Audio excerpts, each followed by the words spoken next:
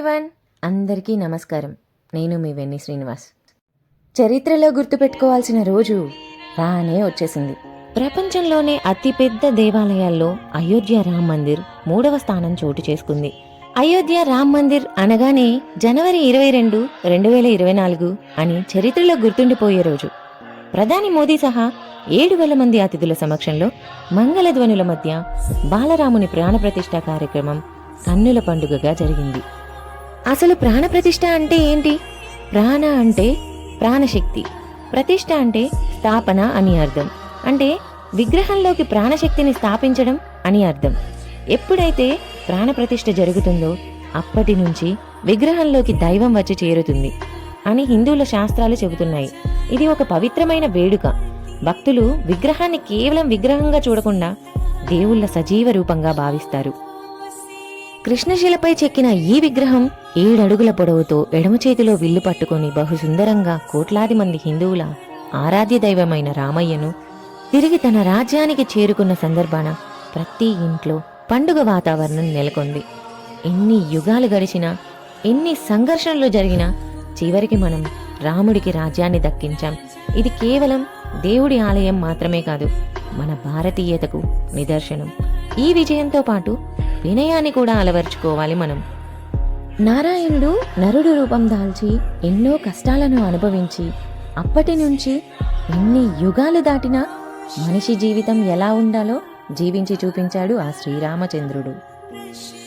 ఎప్పటికైనా రామయ్య తన రాజ్యానికి రాకపోతాడా అని 500 ఏళ్ల నుంచి 5 తరాలు తమ కన్నీటితో రామనామంతో పోరాడే శక్తి లేక, మార్గం తెలియక తమ ప్రాణాలను వదిలేశారు ఆవేదనతో. ఈ కథను త్రేతాయుగం కప్పిపుచ్చినా కాలం సలాం కొడుతూ కర్మ ఫలితం రాముణ్ణి రమ్మని వేడుకుంది. కలియుగం ఆయనను కళ్ళకద్దుకుంటుంది. మళ్ళీ 100 ఏళ్ల తర్వాత ఈ తరానికి దక్కిన అదృష్టం మన రామయ్య ఆలయ నిర్మాణం. 500 ఏళ్ల తర్వాత అంటే 5 తరాలకు ప్రతీకగా 5 దీపాలను తమ ఇంట వెలగాలని పండితులు సూచించారు. ఈ దీపాలను పూజాస్థలంలో వెలిగించి రామయ్యకు స్వాగతం పలుకుతూ అయోధ్య నుంచి వచ్చిన అక్షంతలను తలపై చల్లుకున్నాం. జగమంతా రామమయం. అయోధ్య రామమందిర బాలరాముని విగ్రహ ప్రతిష్ఠ నేపథ్యంలో ప్రపంచమంతా సంబరాలు జరుపుకుంటున్న వేళ ఆ సుగుణాల రామచంద్రుడి గురించి ఎంత చెప్పినా తక్కువే. ఇంత ఘనంగా పండుగ జరిపాం అని చెప్పుకునేదానికన్నా ఇన్ని మంచి విషయాలు మనం నేర్చుకున్నాం, ఇన్ని మంచి పనులు మనం ఆచరిస్తున్నాం అనేది మీకు మీరు చెప్పుకుంటే చాలు. సుగుణాల రామచంద్రుడిని చూసి నేర్చుకోవాల్సింది అదే కదా. దాశరథి కరుణాపయోనిధి అని పద్యంలో వినే ఉంటాం. తండ్రి పేరుతో దశరథ కుమార అని పిలిస్తే అంత ఇష్టం. రామునికి ఇష్టమని కాదక్కడ అర్థం. మనిషిగా పుట్టినవాడు గుర్తుపెట్టుకోవాల్సిన మొట్టమొదటి లక్షణం తన తండ్రిని గౌరవించడం, తన తల్లిని గౌరవించడం. రామాయణం ఎందుకు చదవటం, రామాయణం ఎందుకు వినడం? అసలు రామాయణం పేరు వాల్మీకి మహర్షి పెట్టుకున్న పేరు అది కాదు. సీతాయాశ్చరితం మహత్ అని తరువాత రామాయణంగా మార్చుకున్నారు. అసలు ఈ రామాయణం పేరు ఎక్కడి నుంచి వచ్చిందంటే ఆయనము అంటే కదలిక అని అర్థం. కాలము 2గా కదులుతుంది. ఉత్తరాయణం, దక్షిణాయనం అని పిలుస్తుంటాం. రామాయణం అంటే రాముడి కదలిక అని అర్థం. మనం కూడా కదులుతుంటాం కదా. రాముడికి మాత్రమే ఎందుకు అంత ప్రత్యేకత అంటే రాముడు ఒక కాలు తీసి అడుగు వేస్తే సత్యం, ఇంకొక అడుగు వేస్తే ధర్మం. సత్యాన్ని ధర్మాన్ని 2 పాదములుగా నడిచాడాయన. ప్రతి మనిషి ఇలా నడవాలి అనేటటువంటిదే రాముడి యొక్క జీవితంలో ఉన్న సందేశం. తండ్రి మాట మీరకుండా విశ్వామిత్రుని ఆశ్రమంకి వెళ్లటమే కాకుండా గురువు పట్ల ఎలా ప్రవర్తించాలో మొట్టమొదట చూపించినవాడు శ్రీరామచంద్రమూర్తి. గడ్డి వేసి పడుకోబెడితే గడ్డి మీద నిద్రపోయాడు. గురువు దగ్గర ఇలా ఉండటం నా అదృష్టం అని భావించాడే తప్ప ఏమిటోనండి గడ్డి మీద ఇలా పడుకోబెట్టారు, ఎంత గురువు అయితే మాత్రం ఇలా గడ్డి మీద పడుకోబెడతారా, రాజకుమారులం మేము ఇలా పడుకుంటామా అన్న అడిగినవాడు కాదు. ఇదే రాముడి దగ్గర మనం నేర్చుకోవాల్సిన గొప్ప లక్షణం. ఆయన జీవితమంతా సత్యధర్మాలే. గురువుల పట్ల ఎలా ప్రవర్తించాలో, తండ్రి పట్ల ఎలా ప్రవర్తించాలో, తండ్రి పక్కన లేకపోయినా తండ్రి మాటలు ఎలా అనువర్తించాలో చూపించాడు ఆ మహానుభావుడు. సీతా కళ్యాణంలో గురువు ఆశీర్వచనంతో శివధనస్సును ఎక్కుపెట్టాడు. ఆ ధనస్సు విరిగిపోయింది. జనక మహారాజు ఈ మాట అన్నారు. ఏమి పరాక్రమమయ్యా రాముడిది! ఎవరు శివధనస్సును ఎక్కుపెడతారో వాళ్ళకి పిల్లనిస్తానని మాటిచ్చాను. నా కూతురు జానకిని రాముడికిస్తాను, కానీ ఈ మాట దశరథ మహారాజుకి కబురు చేస్తాను అన్నాడు. తాను ఎంత గొప్పవాడైనా, ఎంత చదువు చదివినవాడైనా, ఎంత సమర్థుడైనా తన భార్యని తాను ఎంచుకున్న నాడు, తన భర్తని తాను ఎంచుకున్న నాడు సంస్కారహీనులవుతారని అర్థం. జనకుడు దశరథ మహారాజు గారి ప్రతిష్టను నిలబెట్టాడు.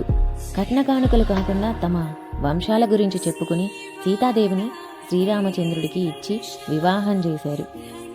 దశరథ మహారాజుని అనుమతితోనే శ్రీరామచంద్రుని వివాహం జరిగింది. కాబట్టి ఇక్కడ తెలుసుకోవాల్సిన విషయం ఏంటంటే, మనం కూడా పెద్దలను ఎదిరించడం కాకుండా పెద్దలు నిర్ణయించిన పెళ్లి చేసుకోవాలి అనేది ఇందులో తెలియజేయడం జరుగుతుంది. తండ్రి గౌరవాన్ని నిలబెట్టారు. సీతాదేవి కూడా తన గుణముల చేత, తన ప్రవర్తన చేత తగిన ఇల్లాలని నిరూపించుకుంది ఆ సీతమ్మ తల్లి.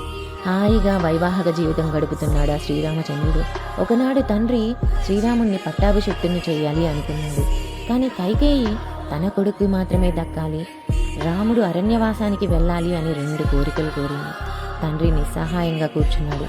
తండ్రి ఆశీర్వచనం తీసుకుని తండ్రి గౌరవం తగ్గకుండా అరణ్యవాసానికి వెళ్ళడానికి సిద్ధమయ్యాడు. వీడ్కోలు చెబుతుంటే ఆ సీతాదేవి ఏమాత్రం సంకోచించకుండా తను కూడా అరణ్యవాసానికి సిద్ధమైపోయింది. అరణ్యవాసం అంటే రాణివాసంలా కాదండోయ్, ఎన్నో కష్టాలుంటాయి.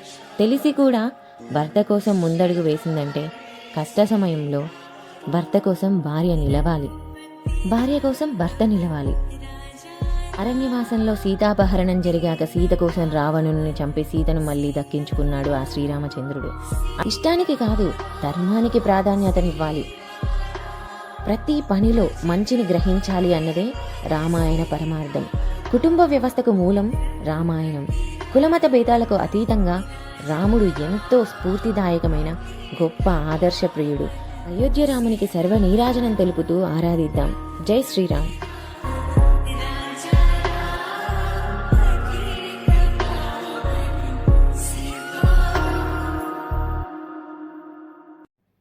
మేమైతే శ్రీరాముని ప్రాణప్రతిష్ఠ కార్యక్రమాన్ని చాలా ఆనందంగా టీవీలో వీక్షిస్తూ మరియు ఇంట్లో పూజిస్తూ చక్కగా ఆనందంగా జరుపుకున్నాం. మరి మీరెలా జరుపుకున్నారో కామెంట్స్లో తెలియజేయండి. మా వీడియో కనుక మీకు నచ్చినట్లయితే లైక్ చేయండి, మీ ఫ్రెండ్స్ అండ్ ఫ్యామిలీతో షేర్ చేయండి. మరిన్ని అప్డేట్స్ కోసం మన ఛానల్ని సబ్స్క్రైబ్ చేయడం మాత్రం మర్చిపోకండి. Thank you.